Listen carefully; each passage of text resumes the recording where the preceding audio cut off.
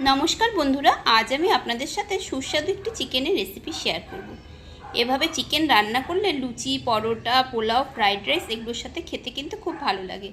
দেখে নেওয়া যাক আমার আজকের রেসিপি। রান্নাটা করার জন্য কড়াইতে দেবো সাদা তেল। আমি সাদা তেল আর বাটার দুটো মিশিয়ে রান্নাটা করব। এর মধ্যে দিয়ে দিলাম বাটার।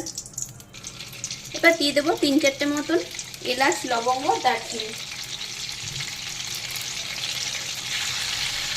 দেব পেঁয়াজ কুচি, দিলাম নুন,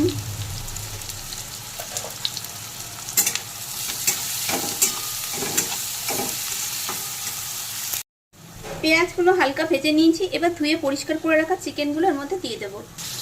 এবার গ্যাসের ফ্লেম একটু হাই করে দিয়ে আমি চিকেন পেঁয়াজের সাথে আবার একটু নেড়ে চেড়ে ভেজে নেব।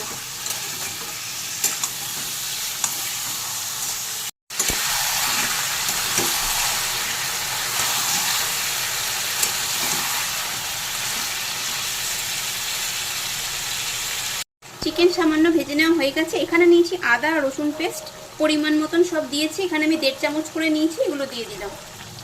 এখানে নিয়েছি জিরে গুঁড়ো, লঙ্কার গুঁড়ো আর অল্প একটু ধনে গুঁড়ো, এগুলোও দিয়ে দিলাম। দেব পরিমাণ মতো নুন। এবার নেড়ে সব ভালো করে মিশিয়ে নেব। এই রান্নাটায় আমি হলুদ ব্যবহার করব না।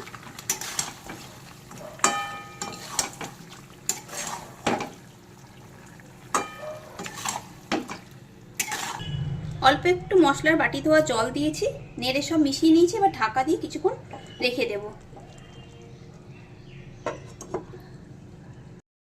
এবার গ্যাসের ফ্লেম মিডিয়ামে করে দিয়েছি। কিছুক্ষণ পর ঢাকা খুলে নিলাম।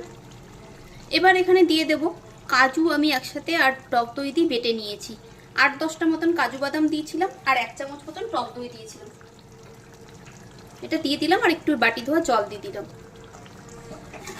নেড়ে ভালোভাবে এবারও মিশিয়ে নেব। চিকেন সেদ্ধ হয়ে গেছে, রান্নাটা প্রায় হয়েই এসেছে।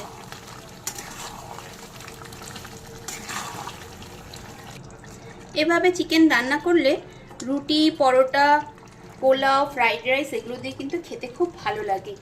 আমার বাড়ির সবাই এই রেসিপিটা খেতে খুব পছন্দ করে।